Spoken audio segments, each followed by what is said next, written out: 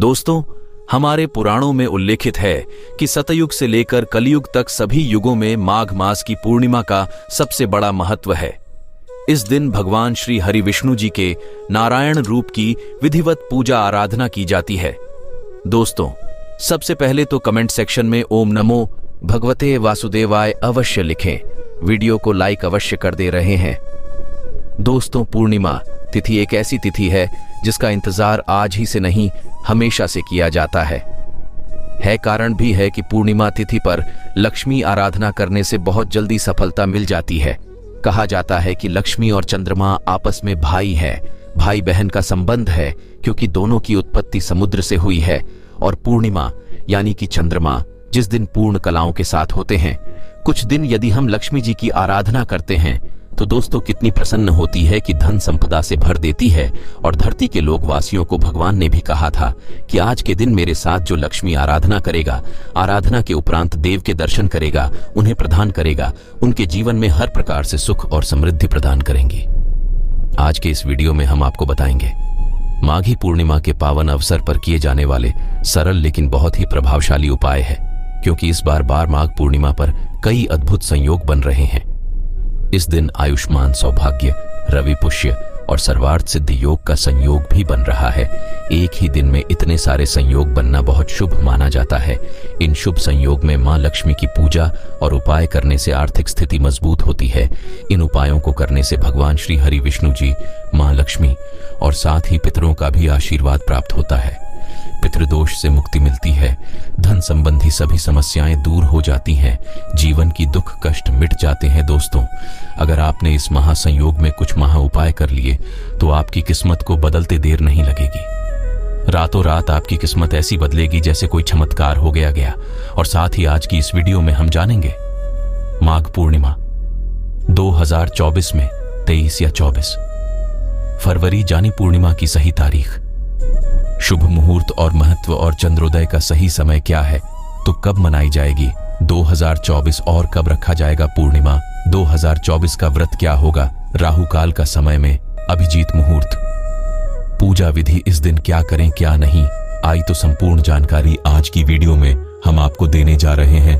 तो वीडियो में शुरू से लेकर अंत तक बनी रहे। दोस्तों, इस दिन माघ स्नान का अंतिम स्नान होता है और इसी के साथ कल्पवास समाप्त होता है।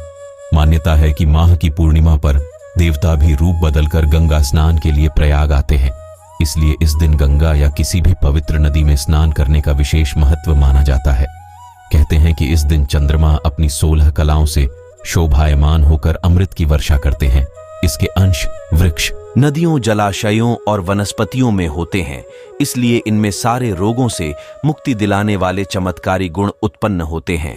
वैदिक ज्योतिष के अनुसार माघ पूर्णिमा स्नान दान करने से सूर्य और चंद्रमा जनित दोषों से छुटकारा मिलता है, रोगों का नाश होता है।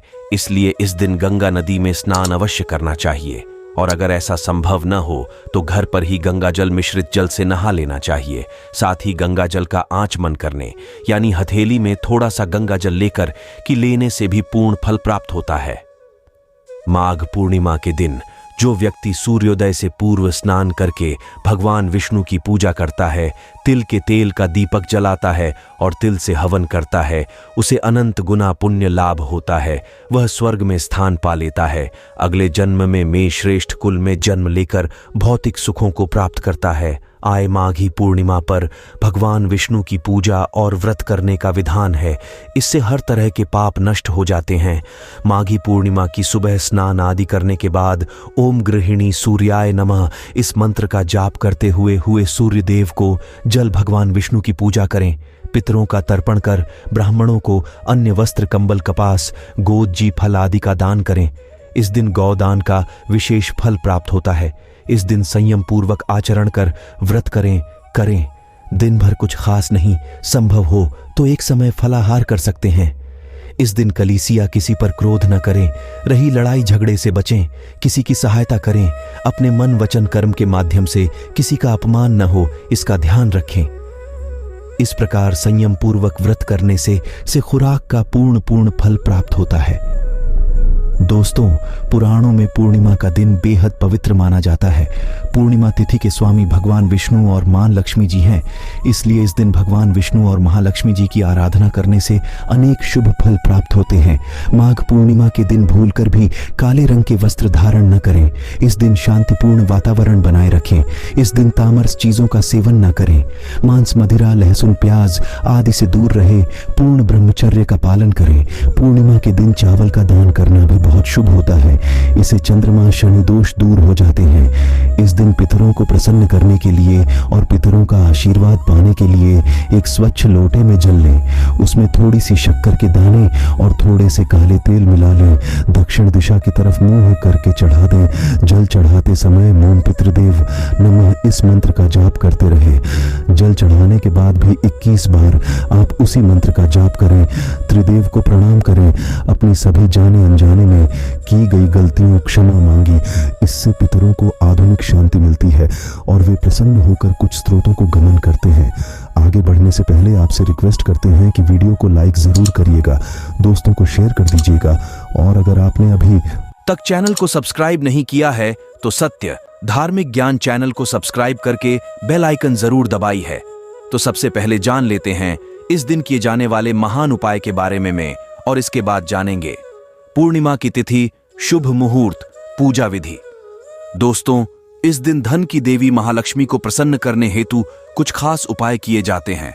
माना जाता है कि इस दिन पीपल के वृक्ष में मां लक्ष्मी का आगमन होता है, इसलिए सुबह स्नान ध्यान के बाद पीपल के पेड़ को जल अर्पित करना शुभ माना जाता है।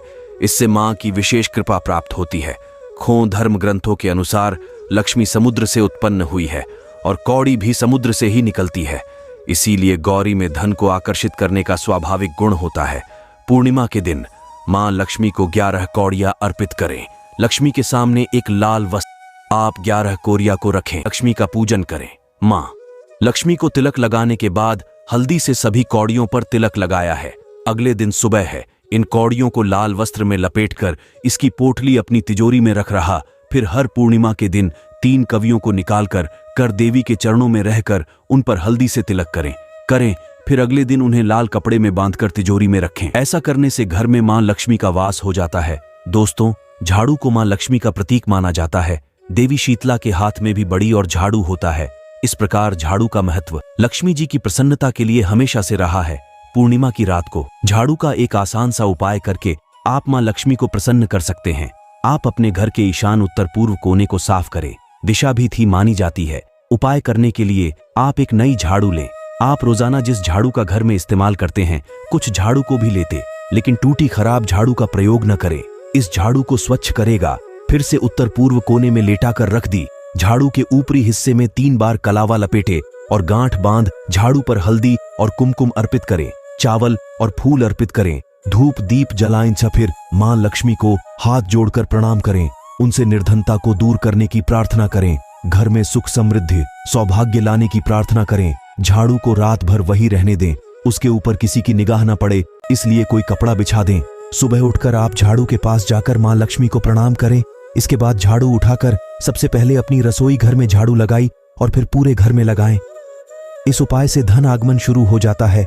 घर में सुख समृद्धि सौभाग्य का वास हो जाता है। इस पूर्णिमा के दिन मां लक्ष्मी के पूजन में अक्षत, नारियल, मखाना, सफेद वर्षीय जरूर अर्पित करें।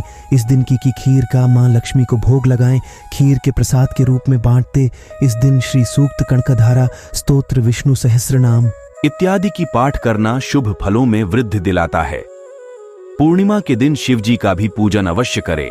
उन्हें सफेद चंदन, सफेद पुष्प अर्पित करें। साबूदाने की खीर का भोग। शिव कृपा से घर परिवार में खुशहाली आती है। रोग और संकट दूर हो जाते हैं। मां के दिन चंद्रमा का पूजन करने का भी विशेष महत्व होता है। धन संबंधित समस्याओं को दूर करने हेतु किस दिन चंद्रोदय के समय चंद्रमा को चांदी के पात्र में थोड़ा सा दूध लेकर अर्घ्य देते समय सोमाय नमः इस मंत्र का जाप करें। चंद्रमा को अर्घ्य देने से मन में आ रही समर्थ बुरे विचार, दुर्भावना, असुरक्षा की भावना और माता के स्वास्थ्य को लाभ मिलता है। आर्थिक समस्याओं का निराकरण हो जाता है। चंद्रमा को अर्घ्य देने से कुंडली में चंद्रमा की स्थिति मजबूत हो जाती है। तो दोस्तों, इस माघी पूर्णिमा के पवित्र अवसर पर यह उपाय करके जीवन में सुख समृद्धि जरूर लाया। आइए जानते हैं इस बार पूर्णिमा तिथि कब से कब तक है और शुभ मुहूर्त के बारे में। दोस्तों, पूर्णिमा तिथि प्रारंभ होगी 23 फरवरी शुक्रवार की दोपहर 3:35 से थे और समाप्त होगी हम 24 फरवरी शनिवार शाम 6 बजे तक था कि पूर्णिमा तिथि इस बार 2 दिन तक रहने वाली है। लेकिन 23 फरवरी को जो पूर्णिमा की तिथि है बहुत दोपहर बाद से ही प्रारंभ हो रही है। ऐसे में उदया तिथि के अनुसार वह 24 फरवरी को रखना ही शुभ रहेगा और इस दिन जो चंद्रोदय का समय है वह रहेगा शाम 6:24 पर। भले ही शाम 6 बजे पूर्णिमा तिथि समाप्त हो गई हो, लेकिन आप शाम की पूजा 6:24 पर करने के बाद इसके बाद से कभी भी अपना उपवास खोल सकते हैं। श्री सत्यनारायण भगवान का व्रत भी 24 फरवरी को ही रखा जाएगा। आएगा पूर्णिमा के दिन भगवान श्री हरि मां लक्ष्मी जी, भगवान शिव सहित समस्त शिव परिवार और श्री सत्यनारायण भगवान के साथ चंद्र देवता की पूजा करनी चाहिए। आज के दिन अपने पितरों के निमित्त जल का दर्पण अवश्य करना चाहिए। माघ के महीने में मेलों का विशेष प्रयोग किया जाता है। तिल का दान आप करें रहे हैं, तिल से आप हवन कर सकते हैं और अपनी सामर्थ्य के अनुसार आज के दिन आप कुछ न कुछ दान अवश्य करें। दाल आप मौसमी वस्तुओं का, मौसमी फलों सब्जियों का या आप गुड़ घी आदि का दान कर सकते हैं। जिसकी जैसी सामर्थ्य हो उसी के अनुसार ही दान करना चाहिए। व्रत रखने वाले भक्तों को सुबह देर तक नहीं सोना चाहिए। जहां तक हो सके ब्रह्म मुहूर्त में उठकर स्नान आदि से निवृत्त होकर सूर्य देव को जल अर्पित करके पूजा करनी चाहिए। पूर्णिमा व्रत की कथा अवश्य ही पत्नी और सुननी चाहिए और दिन भर उपवास रखना चाहिए। शाम को चंद्रोदय होने पर चंद्रदेव जल का अर्घ्य देकर है और धूप दीप दिखाकर आरती करने के बाद खीर का भोग लगाकर उसी खीर को प्रसाद रूप में ग्रहण करके अपना उपवास खोलना चाहिए। आज के दिन सफेद रंग की वस्तुओं का ज्यादा से ज्यादा प्रयोग और दान करना चाहिए। घर में लहसुन प्याज का या मांसाहार का सेवन नहीं करना चाहिए। बाल इत्यादि न काटें और दीपदान जरूर करें। पूर्णिमा के दिन किए गए दीपदान से भक्तों की सभी पाप कट जाते हैं और अंत में मोक्ष की प्राप्ति होती है। दीपदान आप अपने आसपास मंदिर में पवित्र वृक्षों के नीचे तुलसी के पौधे में कर सकते हैं। ध्यान रखें कि भगवान विष्णु को आप जो भी भोग लगाएं साथ में तुलसी जी जरूर रखें। लेकिन पूर्णिमा के दिन तुलसी के पत्ते नहीं तोड़ना चाहिए, इसलिए एक दिन पहले ही तुलसी के पत्ते भी तोड़कर रख लेनी चाहिए। जिन लोगों की कुंडली में चंद्र दोष, मन अशांत रहता हो, ज्यादा मानसिक तनाव रहता हो, ऐसे लोगों को चंद्र देवता की पूजा अवश्य करनी चाहिए। आज के लिए बस इतना ही। दोस्तों, अगर आपको ये वीडियो पसंद आया है तो वीडियो को लाइक करिएगा, दोस्तों को शेयर जरूर करिएगा और सत्य धार्मिक ज्ञान चैनल को सब्सक्राइब करके बेल आइकन जरूर दबाइए। दोस्तों, मिलते हैं अगली वीडियो में, तक के लिए नमस्कार। अपना ख्याल रखना दोस्तों। जय श्री राम। ओम नमो भगवते वासुदेवाय नमः।